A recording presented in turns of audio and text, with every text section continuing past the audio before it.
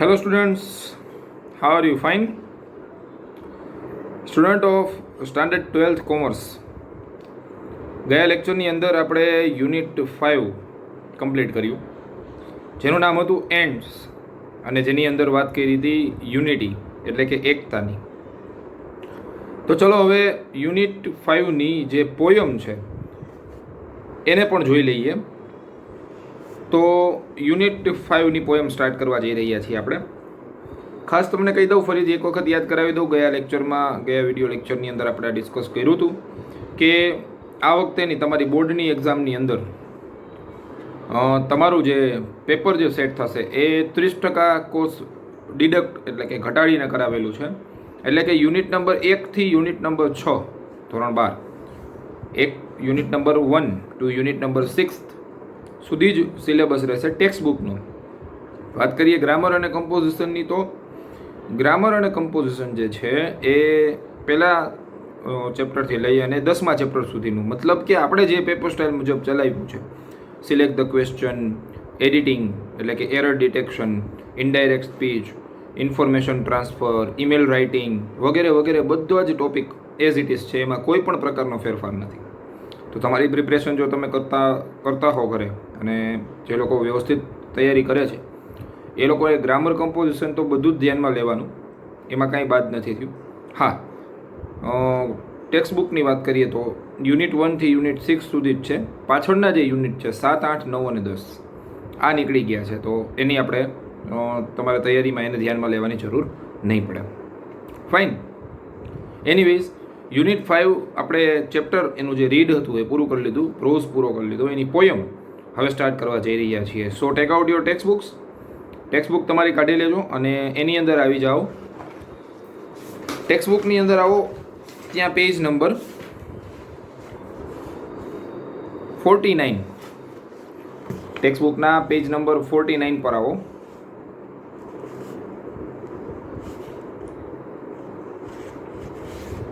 અચ્છા, ત્યાં આપણને રીડ આપેલું છે ટીમ વર્ક એન્ડ્સ, જે આપણે પૂરું કર્યું. ત્યાંથી આગળ પેજ નંબર 53, 53 નંબરના પેજ ઉપર ટેક્સ્ટ બુકમાં મસ્ત મજાની પોયમ આપેલી છે. જેમ્સ કિર્કપે લખેલી, નો મેન આર ફોરેન. એનું ટાઇટલ આવું છે કે નો મેન આર ફોરેન. મેન મતલબ અહીંયા પુરુષ નહીં, મેનનો મતલબ અહીંયા લોકો, MEN સ્પેલિંગ આપેલો છે. જો બહુવચન, એક વ્યક્તિની વાત નથી, બધાની વાત કરે છે. નો મેન એટલે એક પણ માણસોમાંથી એક પણ માણસ એવો નથી કે જે ફોરેન ન હોય. ફોરેનનો અર્થ અહીંયા તમે ધ્યાનમાં એવું લેજો કે ફોરેન એટલે વિદેશ, પરદેશ પણ કહી શકો તમે, વિદેશ કહી શકો એને. સ્વદેશ મતલબ આપણો નહીં દેશ, બીજા કોઈ દેશનો વ્યક્તિ છે જ નહીં દુનિયામાં ક્યાંય.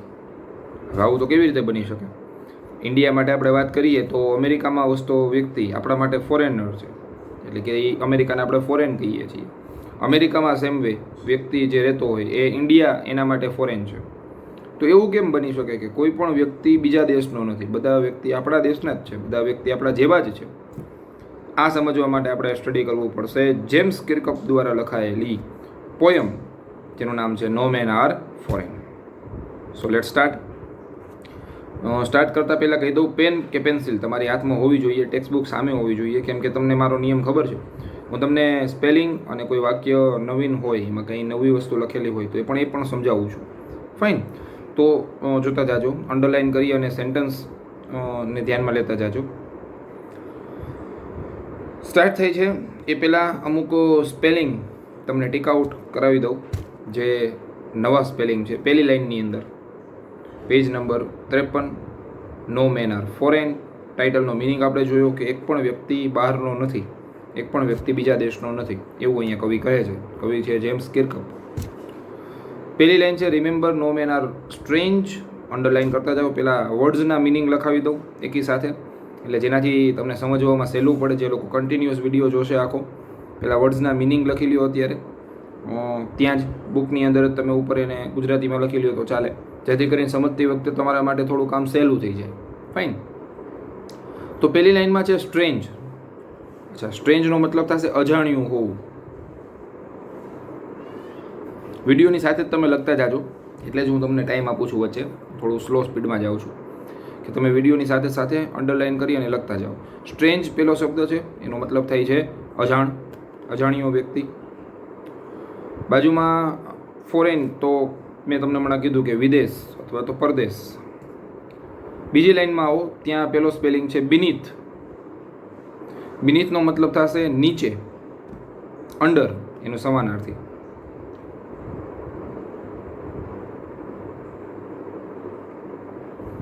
બીનીથનો અર્થ થાય છે અંડર એટલે કે નીચે. પછી યુનિફોર્મ એટલે ગણવેશ લખવાની જરૂર નહીં, uniform as it is. Breathe એ જ લાઇનમાં છેલ્લો શબ્દ, બીજી લાઇનનો છેલ્લો શબ્દ. બ્રીથ મતલબ શ્વાસ લેવો.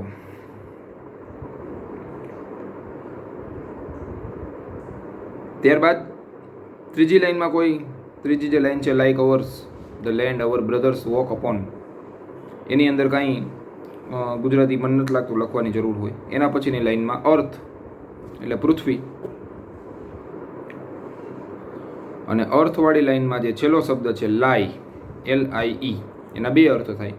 લાઈ એટલે ખોટું બોલવું અને લાઈ એટલે વસવું. અહીંયા આપણે બીજો અર્થ લેશું, વસવું, રહેવું. અહીંયા લાઈનો અર્થ તમે લખજો રહેવું. પછીની line they too aware of sun and air and water. Aware એટલે જાગૃત હોવું, જાણ હોવી. અવેરનો મતલબ થશે જાણ હોવી.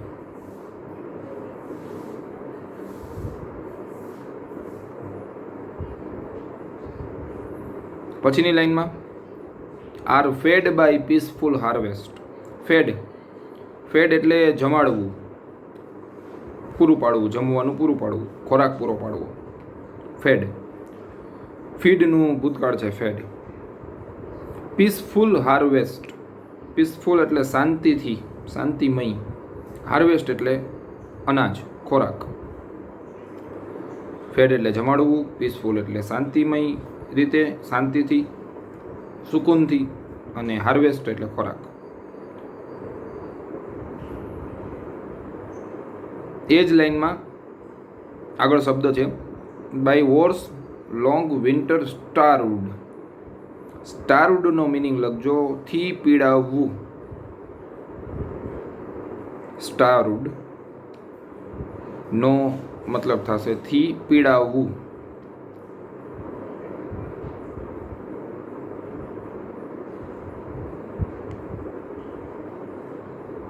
આશા રાખું છું તમે સાથે સાથે લખતા જતા હશો, જેથી કરીને હું બહુ સ્લો સ્પીડમાં બોલું છું. પછીના સેન્ટેન્સમાં, પછીની લાઇનમાં છે lines. There lines we read. આ જે લાઇન્સ જે છે એનો મતલબ છે હસ્તરેખા, હાથમાં આપેલી આ રેખાઓ. લાઇન મતલબ લીટી થાય, પણ અહીંયા લાઇન્સનો મતલબ થશે હાથમાં આપેલી રેખા, હસ્તરેખા એવું લખી શકો.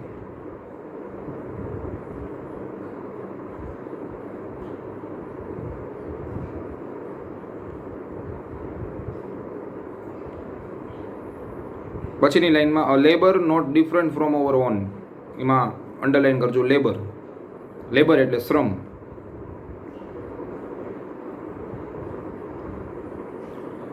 ત્યારબાદની લાઇનમાં રિમેમ્બર, તો ઠીક છે યાદ રાખો, બરાબર, એ તો બધામાં આવશે જ કોમન. ધેટ વેક, ઓકે, એમાંય પણ કાંઈ લખવાનું નથી. પછીની લાઇનમાં ઓર સ્લીપ એન્ડ સ્ટ્રેન્થ. સ્ટ્રેન્થ એટલે લખજો શક્તિ, તાકાત.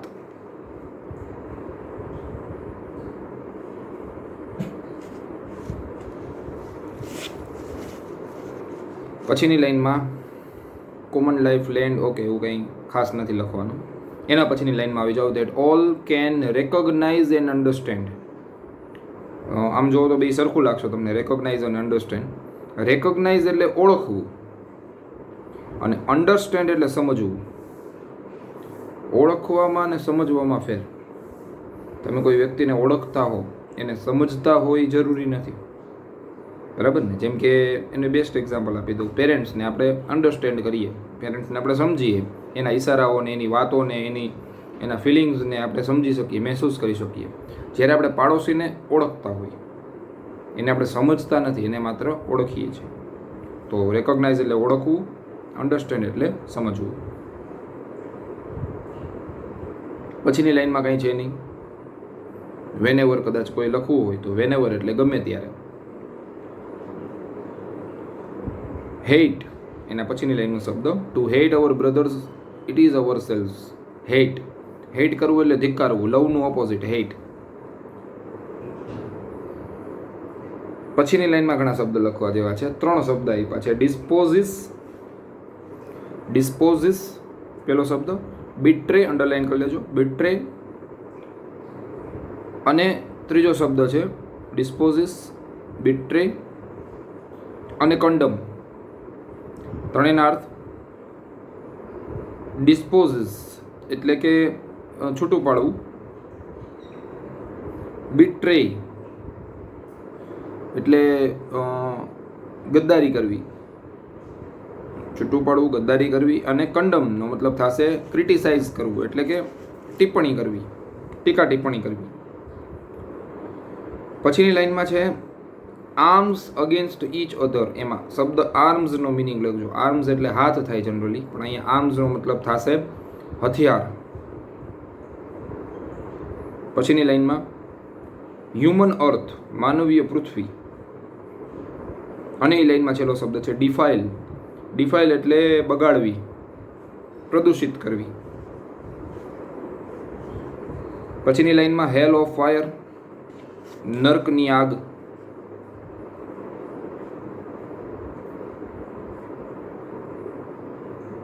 નર્ક સમાન આગ એમ પણ કહી શકો. ડસ્ટ એટલે ધૂળ ધુમાડા. આઉટરેજ, આઉટરેજ એટલે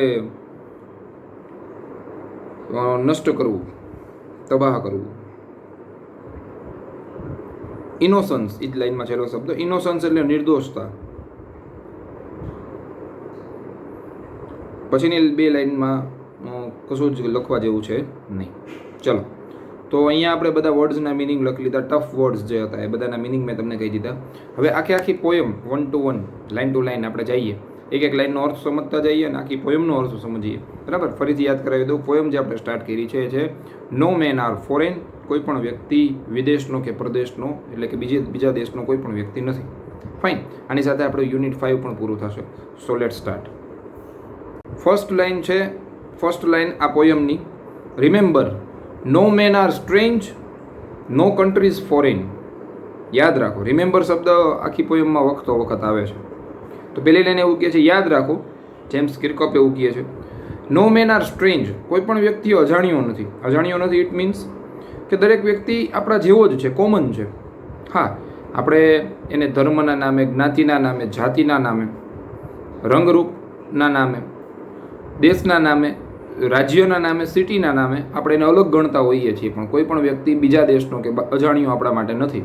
and no country is foreign, કોઈ પણ દેશ એવો નથી કે જેને આપણે પરદેશ કહી શકીએ, એટલે કે બીજો દેશ કહેતા હોય. બધા આપણા જ દેશ છે. અને આમ જુઓ તો પૃથ્વીનું જ્યારે અસ્તિત્વમાં પૃથ્વી આવી ત્યારે એક ગોળો જ હતો પૃથ્વી. એના ઉપર કોઈ જે નિશાન છે અત્યારે આપણે દેખાડીએ છીએ ને કે આ ભારત છે, આ પાકિસ્તાન છે, બાંગ્લાદેશ છે, આ ઓસ્ટ્રેલિયા છે, આ ફલાણું છે, એ અત્યારે આપણે કહી શકીએ છીએ પૃથ્વીના ગોળાને સ્ટડી કરીને. પણ પહેલાં તો આવું કંઈ હતું જ નહીં. સમગ્ર ધરતી અને એના ઉપર આવેલા કુદરતી વસ્તુઓ, સંસાધનો, તો કોઈ પણ વસ્તુ ત્યારે ભાગ પાડેલી હતી નહીં. ભાગ જે પડ્યા છે એ આપણે પડ્યા છે. એટલે જેમ્સ કિર્કહોફ એવું કહે છે કે remember, no main R strange, કોઈ પણ વ્યક્તિ અજાણ્યો નથી. એન્ડ નો કન્ટ્રીઝ ફોરેન, કોઈ પણ દેશ છે એ પરદેશ નથી.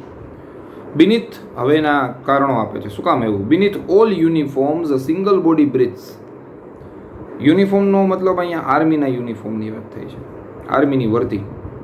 જેમ કે ભારત દેશના સોલ્જર્સ હોય તો એની વર્દી કલર અલગ હશે, પાકિસ્તાનના સોલ્જરનો કલર અલગ હશે, ડિઝાઇન અલગ હશે. પણ આ દરેક વર્દીની અંદર, દરેક યુનિફોર્મની અંદર એક સિંગલ બોડી, એક સરખું શરીર, એક સમાન શરીર શ્વાસ લઈ રહ્યું છે, બ્રીથ કરી રહ્યું છે. કુદરતે મનુષ્યને એક સરખો બનાવ્યો છે, કહેવાનો મતલબ આ.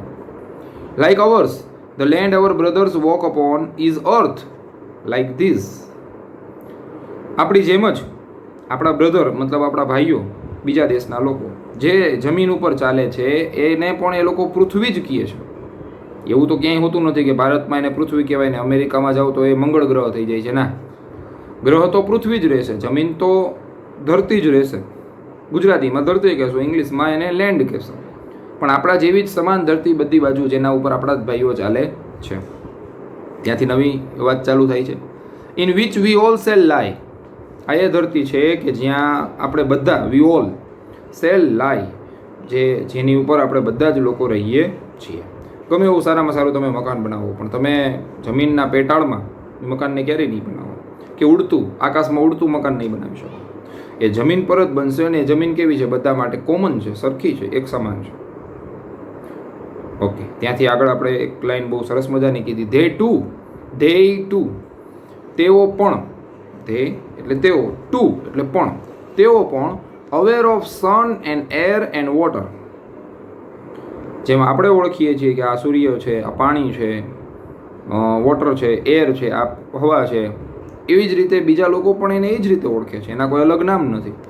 દરેકને સૂર્યપ્રકાશની જરૂર પડે છે, દરેકને હવામાં રહેલા ઓક્સિજનની જરૂર પડે છે, દરેકની પ્રાથમિક જરૂરિયાત પાણી છે.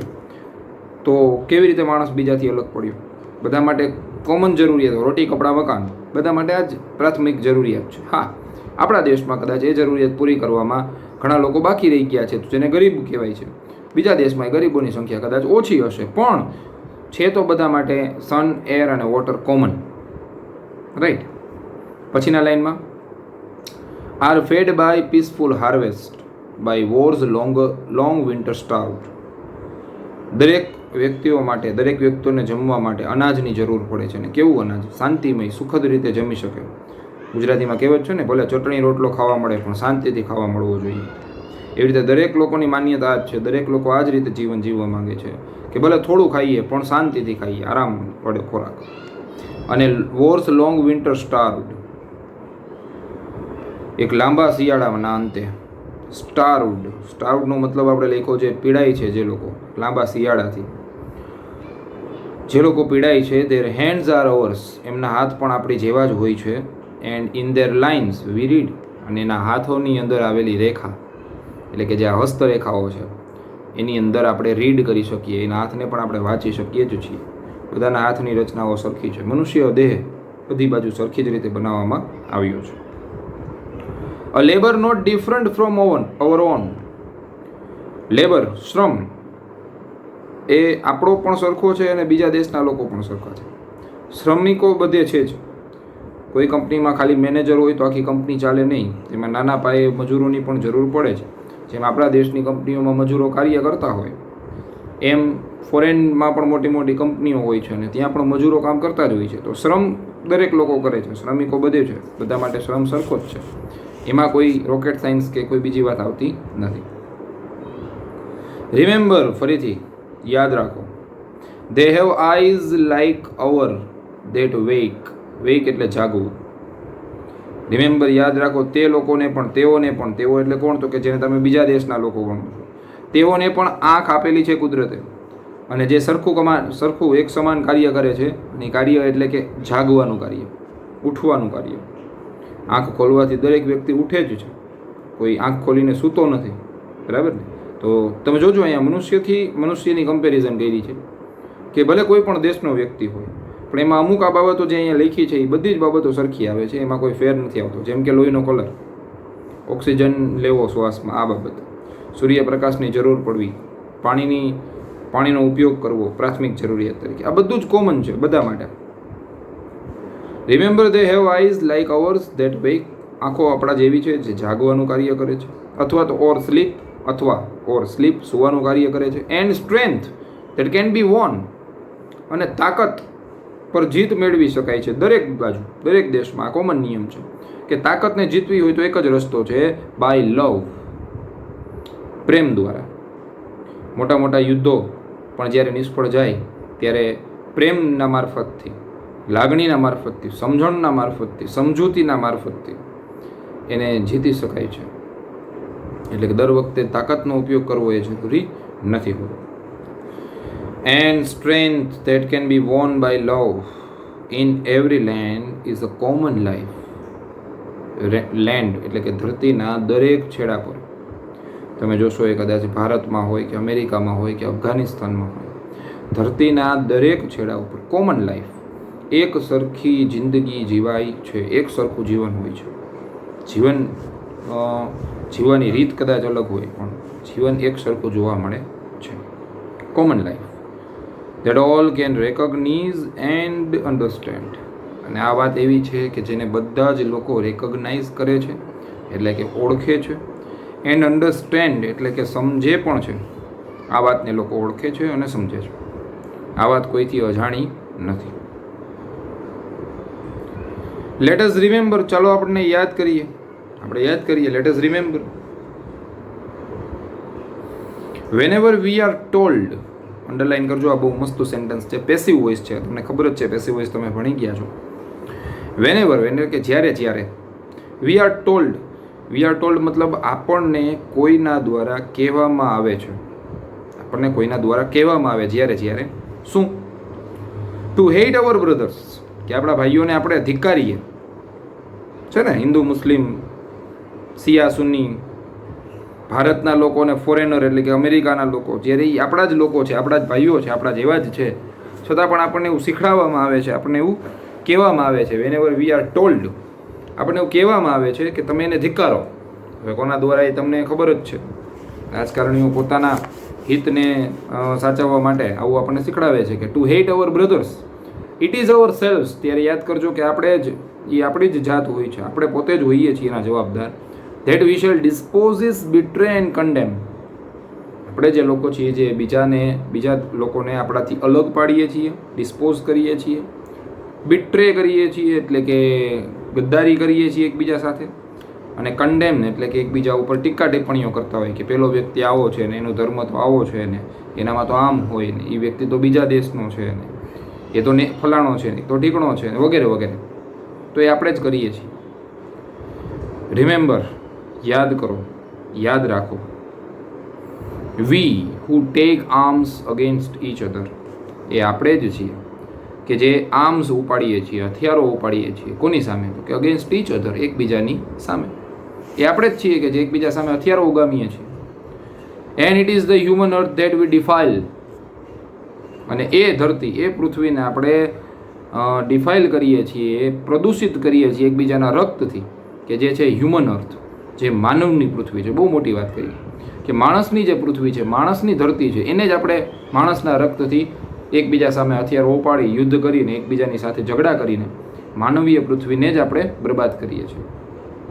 અવર હેલ્સ ઓફ ફાયર એન્ડ ડસ્ટ, આપણી આ નર્કરૂપી અગ્નિ, આપણી અંદરથી નીકળેલો ક્રોધ જે નર્ક સમાન છે, અને ડસ્ટ આઉટરેજ ધ ઇનોસન્સ, આ ધુમાડા, આપણે અગ્નિના ધૂળધુમાડા ઇનોસન્સને, નિર્દોષને એની અંદર નુકસાન પહોંચે છે.